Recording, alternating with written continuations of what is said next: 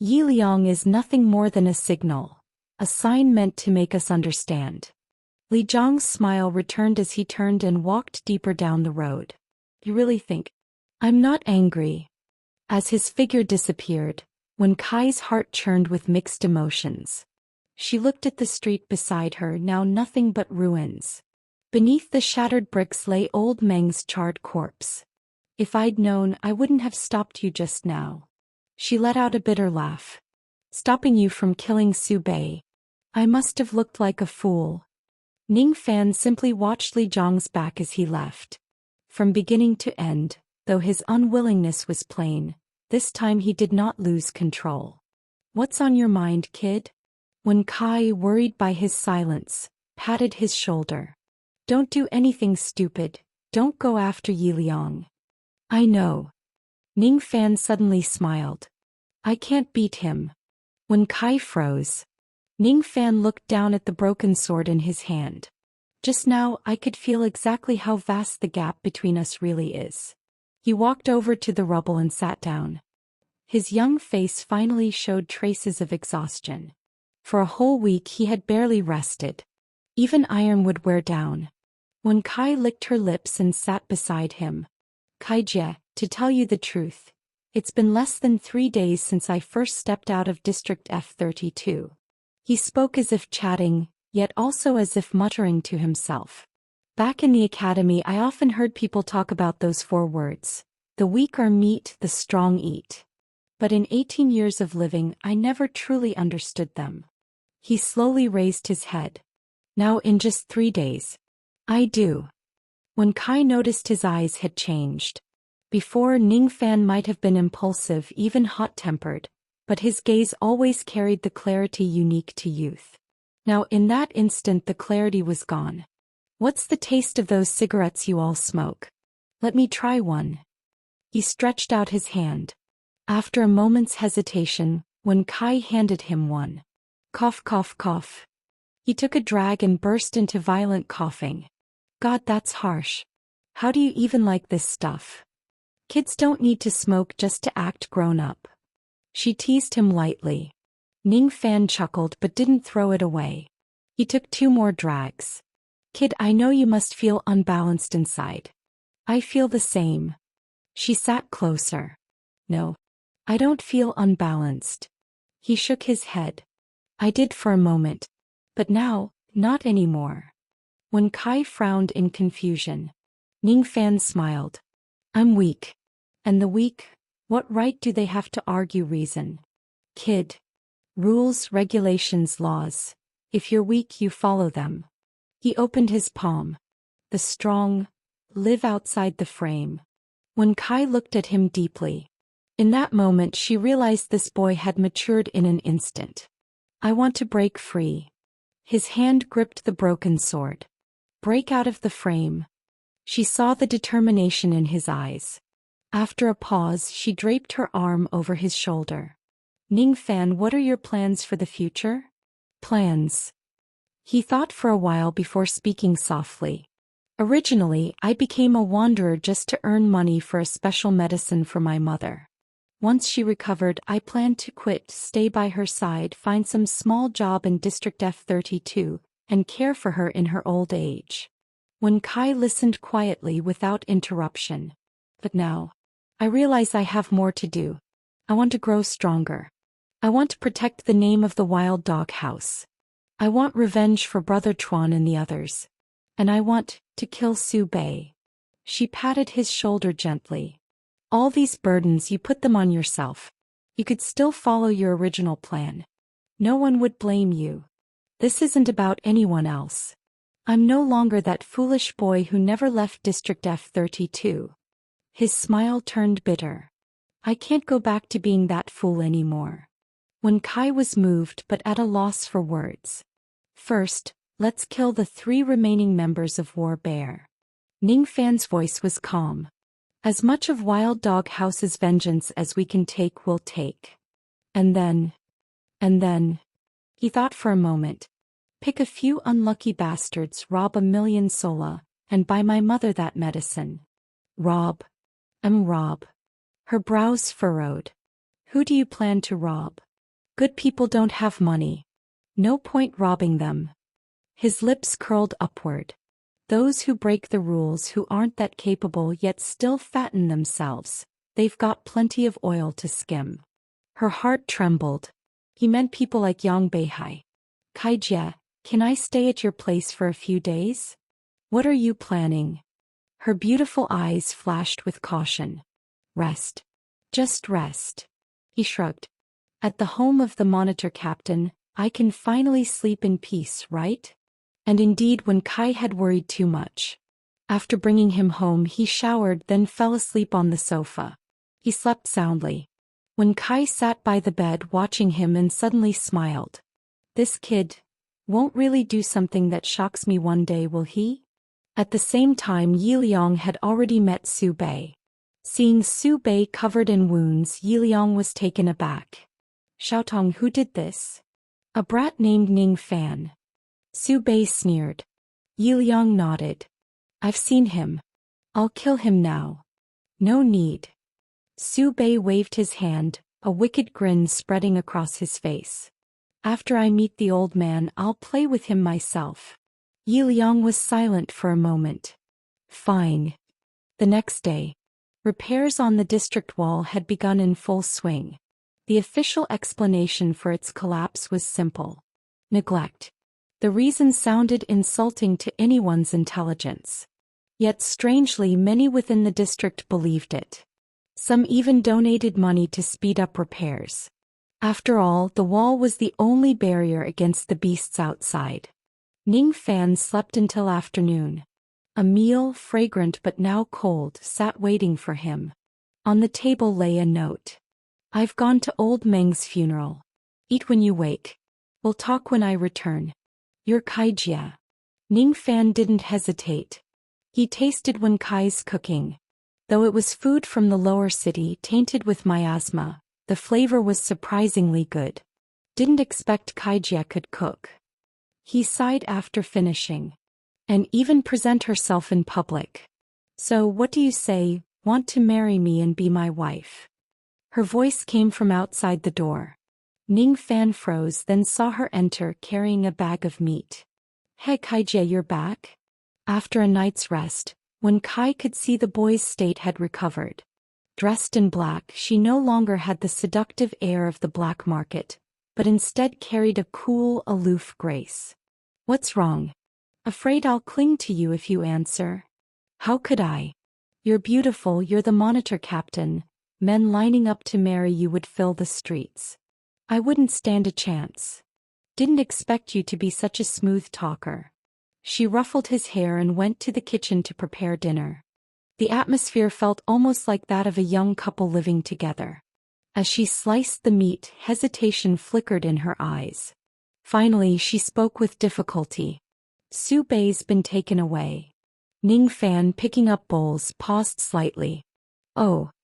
That was all he said, then continued with what he was doing. When Kai turned to him. You've thought it through? I thought it through yesterday. He seemed unwilling to dwell on Su Bei and instead asked. By the way, Kaijia, you must know a lot about spirit attendants. I've had some doubts I've been meaning to ask you. When Kai spoke with confidence. I'm in this business. Maybe not an expert, but at least half a teacher. Ask me anything you don't understand. I obtained my spirit attendant inside the district. Ning Fan asked directly. Is that strange? Inside the district? When Kai froze mid-motion, her expression turning serious. You're certain? Certain. It happened when I killed Yang Beihai. Ning Fan's tone was firm. Even you think there's a problem? A problem. She pinched her sharp chin thoughtfully. From my experience, there are only two possibilities. First, you're absurdly lucky. The scattered souls within the district resonated with your weapon, transforming into a spirit attendant attached to it. The odds are low but not impossible. And the second? Ning Fan asked curiously. The second. Her gaze shifted to the broken sword lying on the sofa. That sword of yours already contains a spirit attendant. Ning Fan's heart stirred. The moment she spoke, he was nearly certain. This broken sword was not ordinary. He remembered. When he was a child, his mother had brought the sword home, saying it was a gift for him. It was ugly, blackened, without beauty, yet Ning Fan loved it. From childhood to now, the sword had never left his side. He had never thought it special, only sentimental. He saw the bloodline report. His mother had given him only 2 things in life. 1, the broken sword. 2, the report. Strictly speaking, the report wasn't exactly handed to him, but it came from her nonetheless. The contents. No upper city bloodline. That was expected. Boy. Not even lower city bloodline? Then what was he? The question had haunted him ever since. Only his mother might hold the answer. Forget it. She hadn't told him for a reason. And even if he wanted to ask, he'd have to wait. Wait until he got the medicine, until she woke. What are you thinking? When Kai waved her hand before his eyes, pulling him back. Nothing. Ning Fan smiled. By the way, Kai Jie, you can extract spirit attendants from weapons and transfer them to strengthen others, right? If you're asking that, then you're talking business. She cut him off, suddenly all professional. Letting you stay here doesn't mean I'll give you free service. Ning Fan chuckled awkwardly. I was just asking. Besides, I wasn't planning to freeload. Where'd you learn that word? Vulgar. She rolled her eyes at him. Ning Fan opened his mouth, speechless. This woman had teased him with dirty jokes before. Yet when he said one thing, women. Truly unreasonable. The goods I had you deliver earlier were actually spirit extraction equipment I bought from Yang Beihai. She continued. I guess. He never developed anything new. He just wanted to scam me for money. Ning Fan's eyes narrowed. At last the whole affair made sense. Yang Beihai was a researcher developing new instruments.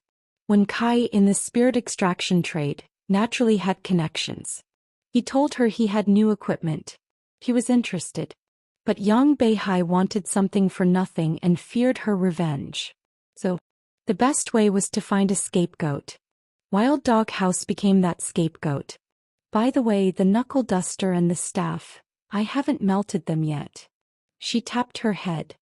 If you want them, I'll sell them to you. The knuckle duster had belonged to Wang Yi. The staff to Old Duan. Both meant a great deal to Ning Fan. All right. Thanks. Then he asked, Kai Jie, how much would it cost to extract their spirit attendants and fuse them into mine? When Kai pulled out a calculator. After tapping rapidly, she handed it to him. 27,000. Ning Fan was stunned. 2 weapons, I bought them for 4,000. Each activation of the machine costs 3,000. Extraction is 5,000, fusion the same. 2 weapons means 2 extractions and 2 fusions. That's 20,000. I'll give you a 20% discount, 16,000. Plus. At that moment, when Kai looked nothing like a captain of monitors. She was a shrewd merchant calculating every coin. You still haven't paid me the 10,000 sola for those weapons you sold me. Add 17,000 more and we're square. She tied her hair back, looking sharp and businesslike. Ning Fan gave a sheepish smile. I don't have that much. She pouted. Then you should have said so earlier. Kai Jie, your personality, isn't it a bit split? He laughed bitterly. I just asked casually and you instantly switched into business mode. I couldn't stop you if I tried. Fine. I'll keep the weapons for you. When you've got money, I'll handle it. Her interest faded. All right. Thanks again. Ning Fan stood, picking up his broken sword. Where are you going? Rested enough. Time to walk around, figure out how to make money. He smiled. That afternoon he gathered information about the Wanderer teams in District F27. By evening he returned to Wen Kai's home. Seeing him, she feigned annoyance. What, you really think this is a hotel? Fresh from her bath, she wore loose pajamas, pale skin exposed. Ning Fan's eyes went wide. Keep staring and you'll have to pay. She glared at him. He looked away, embarrassed, but muttered, just wait till I earn money. Then I'll stare all I want. Wen Kai burst into laughter. All right then. How much did you earn today? Not a cent. He grinned. But I've got ideas. Let's hear them. Trade secret. As if I care. She climbed into bed, pulling the blanket over herself. Ning Fan lay on the sofa planning his next steps. Before long sleep claimed him.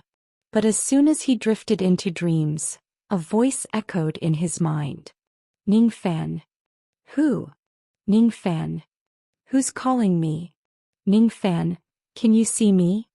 His eyes snapped open. He was no longer on Wen Kai's sofa. The mist surrounded him, thick and white. Ning Fan. The voice came again. Through the fog he finally saw a figure. A man standing tall like a pine suspended in the air. Long hair flowed, his face handsome, a bell hanging from his left ear. You. First meeting. His voice was gentle, soothing like spring wind. I am Jian Wuchou. Jian Wuchou. Ning Fan stared in shock at the man before him. In his memory, no one had ever said it was possible to converse with one's spirit attendant. Yet from the very moment he obtained Jian Wuchou he remembered. The man had spoken to him. From now on I will teach you the way of the sword. Ning Fan gazed at him in silence for a long time before whispering, You're not a spirit attendant. Spirit attendant? What is that? Jian Wuchou's expression was blank, confused. As expected, Ning Fan's heart pounded wildly. He had long suspected something was wrong. According to Qiao Fei, Ning Fan should only be able to sense a single soul presence, the lowest grade single soul level. But he had wielded Jian Wuchou. And he was certain, Jian Wuchou was not weak. Not weak at all, he was strong. When Ning Fan killed Chen Wu, he had only just received Jian Wuchou's aid. Even without familiarity or practice, the power displayed was already formidable. And yesterday, he had cleaved apart Yi Liang's thunderstrike with a single blow. That was absolutely beyond what a mere single-soul spirit attendant could achieve. Now, whether Jian Wuchou had entered Ning Fan's dream, or Ning Fan had been pulled into his, this was not the nature of a spirit attendant. Taken together, there was only one possibility. Jian Wuchou was not a spirit attendant. Then what are you? Ning Fan forced himself to remain calm. He felt that Jian Wuchou might hold answers to his deepest doubts. Me. Jian Wuchou's smile carried a tragic beauty. Nothing more than a soul imprisoned within the sword coffin. Sword coffin? You mean, my sword is? Sword coffin, 8 tombs. Jian Wuchou laughed bitterly. Ridiculous, isn't it? This place is a prison, yet we dare not escape. For once we leave the coffin, we vanish into nothingness. We? Ning Fan licked his dry lips. You mean there's more than just you inside this sword? 8 tombs of course means 8 souls. His voice was soft. Is that so hard to understand? Not hard to understand, only hard to accept. Then besides you, the other 7 have not awakened. Jian Wuchou raised his hand and waved lightly. The mist dissolved. Ning Fan found himself standing in a vast cavern. Within it lay 8 coffins. One was already open, Jian Wuchou's. His coffin was plain stone, the most ordinary of them all. The other 7 were either ancient and intricately carved, or made of precious materials. But the one in the center drew Ning Fan's gaze most of all. Emerald green, glowing faintly, encrusted with countless gems. Compared to the others, it stood out like a crane among chickens. Enough questions. Jian Wuchou cut off Ning Fan's curiosity, thrusting his long sword forward. I will teach you the sword. Wait, I still have questions. Too many. His tone grew cold. I promised only to lay your foundation. Promised? Promised who? Ning Fan pressed. But Jian Wuchou no longer answered. That he lunged. The strike was blindingly fast, the angle impossible. Ning Fan's mind was full of questions, but suddenly all he felt was danger. The blade pierced his throat. The terror of death spread through him. Before his consciousness faded, Jian Wuchou's voice echoed once more. Next time we meet, I will strike immediately. His figure dissolved into mist. When you can evade my sword, I will answer 3 of your questions. Ning Fan jolted upright on the sofa. His clothes were drenched in sweat. He looked around. This was Wen Kai's home. A dream? Oh. The sensation of death had been far too real. Before Jian Wuchou he had no power to resist. He sat there replaying that strike. No matter how he imagined responding, he could not avoid it. The pressure Jian Wuchou exuded was even greater than Yi Liang's. Bad dream. Wen Kai poked her head from the kitchen, smirking. Didn't wet the bed, did you? Ning Fan was still panting, unable to shake the fear. Seeing his state, Wen Kai frowned. What's wrong? Nothing. He swallowed hard. I'll take a shower. Under the spray, Ning Fan recalled Jian Wuchou's words. He had promised to lay the foundation. Promised who? Jian Wuchou would not say. Only if Ning Fan survived his strike could he ask. But what did lay the foundation mean? Was Jian Wuchou merely a teacher of basics? And the other 7 souls, what would they teach? The thought filled Ning Fan with both dread and excitement. So be it. If surviving 1 strike would earn him 3 answers, then he would focus on that task. In the bathroom he began practicing movements on his own. Why's a grown boy taking so long in the shower? Water's not free. Wen Kai's voice called irritably from outside. Outskirts of District F. Su Bei sat in the car, his wounds nearly healed. As the son of a commander, the medical care he received was far beyond that of ordinary wanderers. Yi Liang, just tell me, why's the old man in such a hurry to call me back? He slapped Yi Liang, who was driving. Yi Liang said nothing. You're really something. Talking a little won't kill you. Su Bei pouted. Still Yi Liang remained silent. Su Bei turned away, staring out the window. After a while he frowned. Hey, you're going the wrong way. This isn't the road back to the Tri-Union District. Yi Liang kept quiet. Su Bei's brows knit tighter. Something was off. The ring on his finger began to glow faintly. Yi Liang, I'm talking to you. Just as the light arrow was about to form, a crushing pressure enveloped him. Bang! The arrow shattered, dispersed by sheer force. Yi Liang. You bastard. Xiao Tong. Yi Liang finally spoke. Be quiet. You'll understand when we arrive. Su Bei froze. I don't want to kill you. Yi Liang turned, his eyes dark and heavy. But that doesn't mean I can't. Su Bei's heart lurched violently. For once, fear twisted his face. And then it struck him. All along it had been Yi Liang contacting him. His father's summons had come through Yi Liang. Every piece of information he thought he knew had been delivered by Yi Liang. Su Bei had never confirmed anything with his father at all. Would you like me to continue translating the next confrontation scene between Yi Liang and Su Bei? Ning Fan had stayed at Wen Kai's home for 4 days. When do you plan on leaving? Early that morning he had just woken from another dream where Jian Wuchou's sword pierced him. Opening his eyes, he found Wen Kai sitting by the sofa, her face drawn tight as she stared at him. Morning, Kai Jia. Though Ning Fan was slowly adapting to the fear of death, waking left him dazed and unfocused. Morning, my ass. I asked you, when are you leaving? Arms crossed, Wen Kai glared. Living here every day, eating and drinking for free. Getting addicted, are you?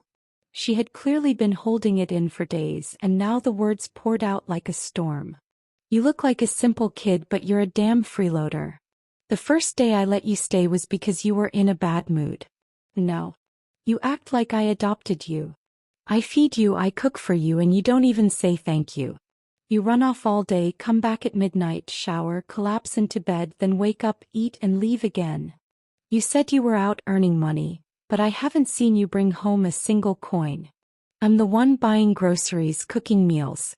I'm a monitor captain, for God's sake. And now I'm living like your nanny? And another thing. Wen Kai, am not married, don't have a man. And here you are, a half-grown kid sneaking into my place every day. What do you think the neighbors are saying about me? You're supposed to be smart. Can't you see all this without me spelling it out? And now you just sit there silent. Tell me, what the hell do you mean by this? Ning Fan finally snapped awake. The crushing pressure of Jian Wuchou's dream had vanished. Kaijie, don't get worked up. Let's talk calmly. Sweat beaded his forehead. In 18 years of life he had never faced a scene like this. Why shouldn't I get worked up? Am I not allowed? She stood, jabbing a finger at his nose. Are you meddling too much in my business? Ning Fan sighed. He'd heard it said before, when a woman loses her temper, never argue reason. Because reason won't work. On impulse he stood and wrapped his arms around her. Her body in his embrace was soft, and his heart hammered uncontrollably. Kaijie, thank you. He felt her body stiffen. I know I've caused you trouble these past days. His voice was quiet. Even if you didn't kick me out today, I plan to say goodbye. Her body trembled. What did you say? I said I'm leaving today. He released her.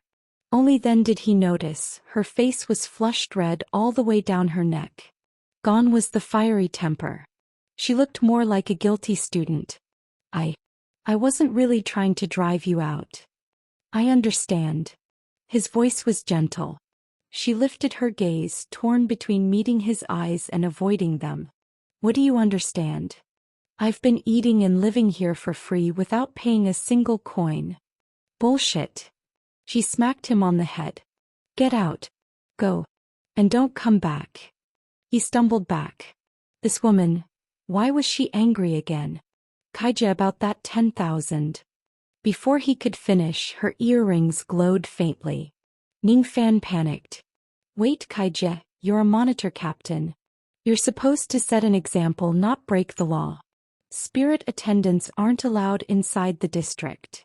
2 hours later, Ning Fan and Wen Kai stood near the district wall. Every step he took made him wince. He looked fine outwardly, but only he knew. His thighs were bruised from Wen Kai's merciless pinches. Kaijie, you're ruthless. He couldn't help but complain. My legs hurt whenever I move. What if it affects me in battle? Serves you right. She snapped, cutting him off. But Ning Fan wasn't joking. Today he truly meant to leave. In the past few days, through his dream duels with Jian Wuchou, he had begun to understand. More precisely, he had learned through dying again and again. He realized the meaning behind Jian Wuchou's demand, that he evade that single strike. That sword strike. It contained the sum of Jian Wuchou's lifetime of sword mastery. The more Ning Fan tried, the more he felt how extraordinary that seemingly simple strike was. Day after day he practiced, searching for a way to dodge it. Yet in the dream he still had no resistance. But through this struggle his swordsmanship had grown immensely. To break the trap he first had to step into it. Only by grasping Jian Wuchou's sword could he hope to survive the dream. If he had more time he would have waited until he fully mastered that strike before making plans. But it had already been 5 days since he entered District F-27. Outside, Qiao Fei and Huizi were waiting. Are you sure? Wen Kai's voice softened, her beautiful eyes flickering with emotion. Once you step out that gate, I can't help you anymore. You've already helped me so much. Ning Fan's gaze was sincere. Kaijie, thank you. She rolled her eyes at him. He hugged her once more. Kaijie, I'll come back. What are you doing, taking advantage of me? She shoved him away, flustered. Go. He smiled, nodded, and held out his hand. Wen Kai licked her lips, then pulled 10,000 sola from her pocket. Be careful. Don't die out there. I'll live. I promise. He accepted the money. Out of the corner of his eye, he noticed a group watching from near the wall. At their head was Old Pig of the Skull Gang. Old Pig puffed on a cigarette, squinting as he watched Ning Fan take the money from Wen Kai. Boss Shu, are we really going to rob him? Monkey standing beside him looked uneasy. That kid seems close to Wen Kai.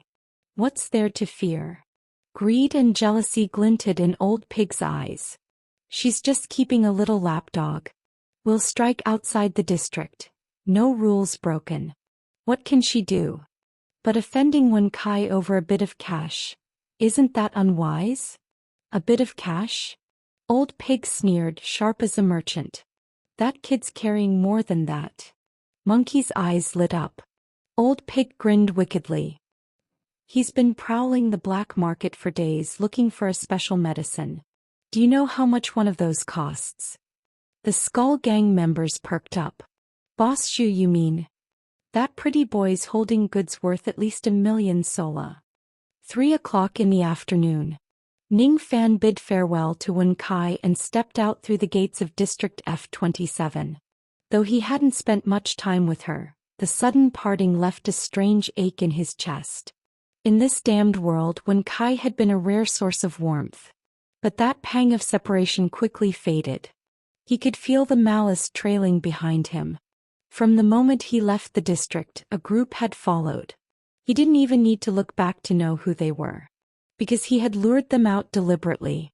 For 4 days, aside from grasping Jian Wuchou's swordsmanship, Ning Fan had focused on one thing. Convincing the Skull Gang that he was rich. A fat sheep. Before, his plan had been to eliminate the remnants of War Bear without clashing with the Skull Gang. But now things were different. He walked for 20 minutes, the district wall shrinking behind him. Suddenly he stopped. The broken sword was already in his hand. Well, sharp senses, eh? From the shadows, Old Pig and his men emerged. The Skull Gang, 8 men, plus 3 newly recruited from War Bear. 11 in total. All out for the kill. 1,000,000 sola was worth a big job. Ning Fan turned, silent, eyes fixed on Old Pig. The brute hefted a massive hammer taller than a man. Boom. It slammed into the ground, mud splattering. How's Wen Kai? Old Pig sneered, chin raised. Judging by her slutty look, she must be wild in bed. The others grinned lewdly, each imagining the woman they all coveted. Wen Kai wasn't just the monitor captain of F-27, she was the object of many men's fantasies. The thought that this boy had lived in her home burned them with jealousy. Kid, you must have worn her out these days. She likes you, doesn't she? Old Pig tilted his head, confident. To him, Ning Fan was already meat at his lips, waiting to be devoured. What if we tie you up, use you as leverage, and make Wen Kai serve us? Think she'd agree? The men roared with laughter, already savoring the imagined pleasures. Their filthy fantasies excited them more than the fight ahead. Your mouths are foul. Ning Fan's face hardened. If once he had harbored a shred of mercy, now such evil had to be cut out at the root. Foul? Ah.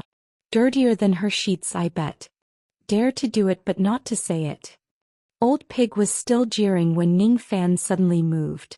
Like a rabbit loosed from a snare. The broken sword sliced the air, humming. Fuck. Acting tough. Old Pig barked.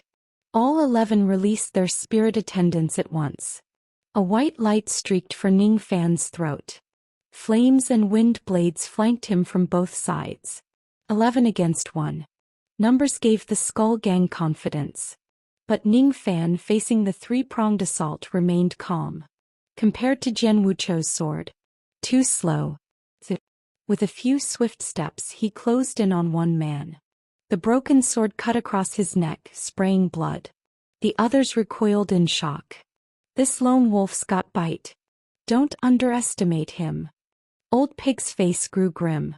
To kill one under the pressure of 11, this demanded respect. The Skull Gang were seasoned wanderers. Once serious, they knew how to wield their numbers. Harassment. Feints and distractions, avoiding direct clashes. His sword was fast. Then they would wear him down. Sweat beaded Ning Fan's brow. Their relentless attacks drained his strength. Pretty boy. You've got skill, but you're too cocky. You think the Skull Gang survived all these years on luck. Old Pig circled, taunting, waiting for a mistake. But instead of faltering, Ning Fan smiled. Unease prickled Old Pig's instincts, those honed by years in the wild. Careful. Spirit attendant. Flower dance. A crisp, icy voice rang out. One Skull Gang member's chest split open, blood spraying. Thud. He collapsed lifeless. Beside him stood a graceful, lithe figure. Feigjia, if you hadn't shown up, I'd be done for. Ning Fan grinned at her. It was Qiao Fei. Before entering F-27, the three had agreed. Every afternoon from 3 to 5, Qiao Fei and Huizi would lie in wait outside. If Ning Fan could draw War Bear's remnants out, he would appear at that time. You're late. I thought you died in there. Her voice was cold as ever. Don't jinx me, Feigjia. Ning Fan laughed. You're... Monkey recognized her. He had seen Qiao Fei kill War Bear's captain Sun Wang in the misty forest. In an instant he understood. Something's wrong. It's an ambush. He shouted, Boss Shu, retreat. But before he could finish, he realized he couldn't move. Something bound him tight. His eyes darted to the shadow beside him. A dagger was lodged there. Calling for your mother? Huizi stepped from behind a tree, eyes burning with hatred. Don't worry. I'll carve you up soon enough. Monkey's eyes filled with terror. He knew the depth of their grudge. He dared not imagine his fate. Who are you? Old Pig was stunned, glaring at Ning Fan. You've got allies? I never said I was a lone wolf. Ning Fan's smile was mocking. I have a family. Old Pig froze. One of the War Bear men recognized Qiao Fei and Huizi too. His face turned ashen. Boss Shu, it's Wild Dog House. Old Pig spun around. The man's face was pale as death. Boss Shu, they're Wild Dog House. This kid lured us out on purpose. Old Pig reacted instantly. But unlike the others, he did not show fear, only disdain. Fuck. Wild Dog House. Just 3 of you dare ambush us. He felt insulted. Yet that sense of superiority vanished in an instant. Because Qiao Fei had already cut down another man. Her figure moved like a phantom, tang blade flashing, leaving afterimages wherever she passed. Spirit attendant, fury. Old Pig's eyes burned red. The massive hammer in his hands glowed with a crimson light. Though slower than Qiao Fei, the hammer's swing carried a crushing weight, its howl through the air oppressive. Kid, watch yourself. I don't have the strength to protect you. Qiao Fei's voice was low. Got it. We fight our own battles. Ning Fan answered, charging straight at Old Pig. Huizi and Qiao Fei exchanged a glance. His confidence startled them. They didn't know what Ning Fan had endured in District F-27, but they could feel it. The boy had grown stronger. And more certain of himself. Clang. The giant hammer slammed against Ning Fan's broken sword, numbing his arm. Little bastard. I'll smash you first. Old Pig roared, fury boiling. 2 of his men were already dead. And worst of all, he realized Ning Fan's talk of buying medicine had been a smokescreen.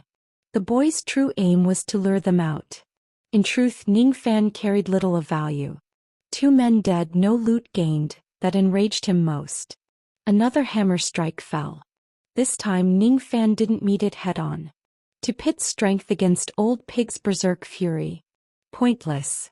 He slipped aside, broken sword flashing. He sought the feeling of Jian Wuchou's strike. The blade cut across Old Pig's arm. Something felt wrong. Though he wounded him, Ning Fan's face showed no joy, only a frown. If Jian Wuchou had struck, Old Pig would already be dead. I will kill you. Old Pig's voice dripped with rage. It was his spirit attendant's trait. Injury triggered bloodlust, heightening his power. His hammer swung faster, heavier, more savage. Kid, can you withstand this? Across the field, Qiao Fei felled another foe. Huizi, after claiming a life, glanced at Ning Fan with concern. They could see Old Pig was no weakling, especially now driven into a frenzy. I'm fine. Ning Fan shouted, charging again. The hammer descended toward his skull. He knew, if it struck, his head would burst like a melon. But this time he did not dodge. He thrust his sword straight into the attack. Kid, you. Xiao Fei's face showed rare alarm. But the next instant she froze. Ning Fan's broken sword pierced Old Pig's throat. The blade tip burst from the back of his neck, dripping blood. Drip, drip. The sound of blood hitting earth was sharp, chilling. Old Pig still gripped his hammer, eyes wide with disbelief. The weapon hovered less than 2 inches from Ning Fan's skull. Had his strike faltered, he would have died. But Ning Fan's face held no fear, only fierce exhilaration. He did it. This was the feeling. Though far from Jian Wuchou's mastery, he had grasped a fragment of its essence. The strike stunned everyone. Even Huizi and Xiao Fei. Such a dazzling sword. And they realized something else. Ning Fan hadn't used a spirit attendant. But now was no time for questions. While the Skull Gang reeled in shock, Huizi and Xiao Fei pressed their assault, cutting down the rest. Old Pig's death shattered their morale. Under the relentless blades, the Skull Gang collapsed. Don't kill me. The last survivor fell to his knees, hands clasped, sobbing. You have a grudge with War Bear, not us. War Bear's men still lived. The best dish was saved for last. Xiao Fei's eyes flickered, turning to Ning Fan. She and Huizi didn't know what feud lay between Ning Fan and the Skull Gang. The decision was his. Ning Fan said nothing. He stepped forward. The man's cries ended abruptly.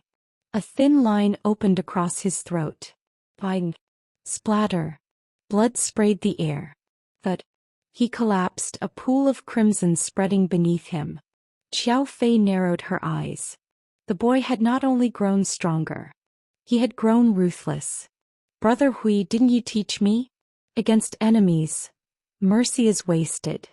Ning Fan looked at Huizi. Huizi was shaken. Not that he rejected the method, but seeing such cruelty in Ning Fan unsettled him. What had this boy endured in F-27? Ning Fan ignored their thoughts, crouching to loot the corpses. The Skull Gang were F-27 wanderers. Their gear won't sell well here. We'll trade it elsewhere. His mind was clear. You never intended to spare them, did you? Xiao Fei pressed. Just needed some funds. Ning Fan smiled, hefting a sack of spoils. This haul should fetch 50, maybe 80,000. Enough for now. Not bad, kid. You've grown bolder. Huizi laughed, clapping his shoulder. The three spoke casually, ignoring the surviving War Bear men. Monkey's eyes darted, then he shouted, desperate. Friends, the conflict was our fault. But our leader is dead. Isn't that enough? All three turned to him. Monkey spoke earnestly. We're all wanderers fighting to survive. Why waste profit? In the end, aren't we all just struggling to live another day? Ning Fan approached. Monkey tensed. After what he'd seen, he dared not underestimate him. This boy, youthful face or not, was merciless. Ning Fan crouched, meeting his gaze. A little brother. Killing us won't benefit you. Monkey licked dry lips, groveling. Wild Dog House has only 3 left. You need manpower. We may be weak in battle, but we're useful in support. Keep us alive. Wild Dog House takes in wild dogs, not beasts. Xiao Fei cut him off coldly. Ning Fan chuckled, pointing his thumb at her. Our captain says no. He raised the broken sword, its blade still reeking of blood. Monkey panicked. Don't kill me. I'm useful. But Ning Fan no longer listened. He drove the sword into Monkey's thigh. This debt was for Xiao Fei to settle. For now it was only interest. Ah! Monkey screamed, sweat pouring down his face. In desperation he shrieked. Please, don't kill me. I have news of your captain. Ning Fan's brows lifted. He glanced at Xiao Fei. But Monkey cried louder. Not her. The bearded one. Yes, Lin Chuan, I think his name was. At those words all three faces changed at once. Huizi lunged forward, seizing Monkey by the collar. What did you say? You saw Brother Chuan? Where? For the three of them Lin Chuan's fate, alive or dead, was uncertain. After all, they had never seen his body. That uncertainty was their only hope. Monkey realized instantly how much weight this carried for them. His eyes shifted. If you don't kill me, I'll tell you. Fuck you. Huizi snapped, pressing a dagger to Monkey's throat, carving a shallow line of blood. You dare bargain with me? Monkey swallowed hard. He felt the cold steel, but he also knew this was his only chance at survival. As long as he held this secret, they couldn't kill him. I just want to live. His lips were pale, but his voice was firm. Either kill me now or you'll never know where Lin Chuan is. After a pause he added, I can tell you, Lin Chuan isn't dead. Huizi's rage flared, ready to strike. But Ning Fan stopped him. Even if you're tough, can you guarantee the others are just as hard? He pointed at the two remaining War Bear men. Monkey snorted. They didn't see. So convenient. Only you. That's how it was. One of your lightning freaks knocked me out. I was unconscious. When I woke, I saw that bearded man chasing the archer with a blade. The three exchanged glances. From his words they could tell. Monkey wasn't lying. He had truly seen it. All right. Ning Fan turned to Qiao Fei. Fei Jia, let's question him somewhere else. She nodded, then strode toward the other two War Bear men. They begged for mercy. But her eyes were ice. The blade flashed, two heads fell. Then with ruthless precision she carved countless wounds into every corpse. Little beasts around F-27 will feast well tonight. Huizi sneered. This wasn't venting anger. It was bait. Blood would draw the monsters. The beasts would clean the remains. Huizi's face was cold as he hauled Monkey, crippled leg dragging, snarling. I've always loved dealing with hard bones like you. An hour later the three had dragged Monkey into their old cave. Ning Fan and Qiao Fei leaned against the wall, showing no intention of asking about Lin Chuan. Monkey was bewildered. What are you trying to do? Fear twisted his voice. War Bear's people are nearly all dead. What's the point of keeping me? Your comrades are human, ours aren't? Everyone's dead. Why hunt us to the last? No one answered. He thought pity might save him. He was too naive. Huizi entered from outside, arms full of dry wood. What are you? Shut up. His eyes held no trace of human warmth. Or I'll kill you before I can stop myself. It worked. Monkey fell silent, though his body trembled uncontrollably. Huizi calmly lit the fire. Behind Monkey, bound and helpless, a massive shadow stretched across the cave wall, 3-4 meters tall. Huizi smiled. A cruel smile. He raised his dagger, walking to the wall. Speak sooner, suffer less. His voice rasped. That's the only mercy I'll give you. Speak what? Monkey's eyes widened. I already told you. If you promise to let me go, I'll tell you where Lin Chuan is. Ah. Huizi released his spirit attendant. The shadow. His dagger slashed across it. Even Ning Fan was startled. He saw it clearly. The shadow on the wall was cut open. Monkey's body bore no wound, yet agony flooded every nerve in his brain. Ah! His screams echoed through the cave, chilling to the bone. Where is Brother Chuan? Huizi's eyes reddened, hatred spilling unchecked. Please. Ah. He gave no chance for mercy. The dagger scraped the wall, shrill and grating. Monkey's shadow trembled violently as if ready to shatter. Where is Brother Chuan? The question did not change. Monkey's mouth opened soundlessly. Pain unlike anything he had ever known consumed him, like his body being carved apart alive.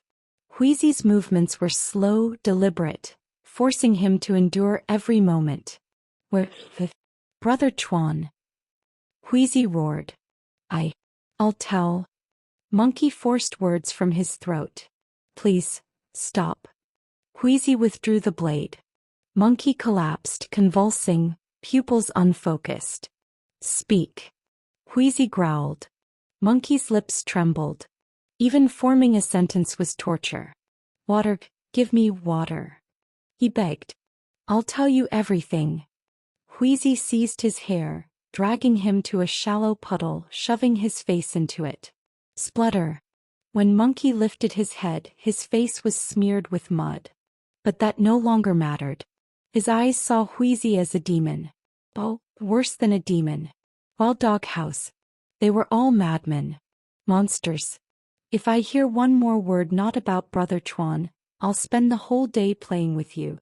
Huizi shoved his face close. Understand. I understand. Monkey nodded frantically. I saw your leader shot through the chest by the archer. Huizi's body jolted. Qiao Fei frowned. Ning Fan's grip on the broken sword tightened, knuckles cracking. You're mocking me? Huizi's hands shook. You said you saw him alive. He is alive. Monkey cried out, desperate. I don't know why. I swear. I saw the arrow pierce his chest, but he didn't die. He was fiercer than before. He cut the archer to pieces. Monkey was nearly in tears. Even he knew his words sounded insane. But none of them noticed. Qiao Fei's eyes after hearing him had turned to horror. You think we're idiots, don't you? Huizi's face twisted with rage. The moment Lin Chuan was mentioned, his emotions spiraled out of control. Looks like you still haven't had enough. As he spoke, Huizi rose to his feet and strode toward the shadow once more. I'm not lying. The monkey trembled violently, his fear carved deep into his bones after what had just happened. If you don't believe me, then kill me. I swear I'm telling the truth. Huizi ignored him, drew his dagger and thrust it toward the shadow. Ah, damn it. I'm not lying. The monkey's eyes were filled not only with terror, but with bitter grievance. At that moment, Qiao Fei suddenly spoke. Enough, Huizi. What's that supposed to mean? You're going soft. Huizi brushed off her protest. If you're annoyed, then leave. Both of you. I'll pry open this bastard's mouth myself. He might be telling the truth. Qiao Fei's brows knitted, her expression dark. Huizi froze. You believe this nonsense? There's a possibility that what he said could happen. Her voice was low, complicated. Ning Fan added quickly, Brother Hui, Sister Fei, there's something I haven't had the chance to tell you yet. Both turned to him. Ning Fan's gaze sharpened. In District F-27 I saw the archer. His name is Su Bei. The two were stunned. Something this big and you're only saying it now? Huizi's reproach was sharp. Where is he? I actually caught him, Ning Fan sighed, but he was taken away. Western sector of District F. The Tri-Union Territory. Residence of Commander Su Wanjun. Yi Liang, battered and bleeding, knelt on the floor. A pool of blood spread beneath him. Commander Su, I deserve death. Gone was the calm, aloof figure from District F-27. Now he was a broken man trembling on the ground. Before him sat a middle-aged man of average height, clad in military garb upon a wide jade chair. At his side, a young woman leaned coyly against him, feeding him grapes. Yi Liang, if you have something to say, stand and speak. This man was none other than one of the three commanders of the Tri-Union Territory. Leader of the Dark Lodge, Su Wanjun. What matter has you so shaken? And who injured you? Yi Liang kept his face pressed to the floor, his body quivering. I lost the young master. Su Wanjun's expression faltered. After a long silence he asked in a low voice, Xiao Bei? Yes. Yi Liang trembled harder. I deserve death. Explain. Su Wanjun's tone remained calm. In 7 days, it will be your 60th birthday. I remembered you saying you missed the young master, so I took it upon myself to bring him back as a surprise. But on the way, he was taken. Su Wanjun narrowed his eyes, his gaze heavy with pressure. By whom? I don't know. But I'm certain, there were 3 of them. All at the 1,000 souls level. 3,000 souls? Su Wanjun's lips curled. Quite the show of force. Yi Liang dared not speak. After a long silence, Su Wanjun finally said, So they injured you as well? Yes. Enough. I understand. But, the young master. I'll handle it. Su Wanjun's voice was cold. My son may be useless, but he will not be reduced to a bargaining chip. Fear flickered in Yi Liang's eyes, though his bowed head hid it. Go rest. Whatever else, your intentions were good. Yi Liang hesitated, still kneeling. The young woman at Su Wanjun's side giggled. Commander, if the young master truly meets misfortune, I could always bear you another. Su Wanjun turned to her. Her eyes glowed with tender affection, ready for intimacy. But what she imagined never came to pass. Su Wanjun seized her hair and smashed her head against the armrest. Bang! Blood splattered. Her eyes widened in disbelief. Even in death she never understood why. A cheap toy dares think herself worthy to carry my bloodline? Su Wanjun calmly wiped his bloodied hands with a white handkerchief. Yi Liang, have someone clean this room when you leave. Yes. Yi Liang crawled out, drenched in sweat. Did he see through me? His eyes flickered with unease. Just then his phone rang. Brother Yi, that kid's too restless. We broke his legs, but he still won't behave. Broken legs and he still wants to run? Yi Liang muttered. No, he doesn't want to run. He wants to kill himself. Yi Liang's eyes narrowed, fury rising. Then break his hands too. And cut out his tongue. Brother Yi, he says, if you let him ask one question he'll stop. A question. Hold on. The voice changed, weak, trembling. It was Su Bei. Heh. Yi Liang. What do you want to ask? When did you start harboring the thought of betraying my father? Yi Liang's body jolted. After glancing around to ensure no one was near, his eyes filled with venom. From the moment he learned my spirit servant's name, and broke my leg without reason. Inside the cave, Ning Fan recounted everything that had happened in District F-27.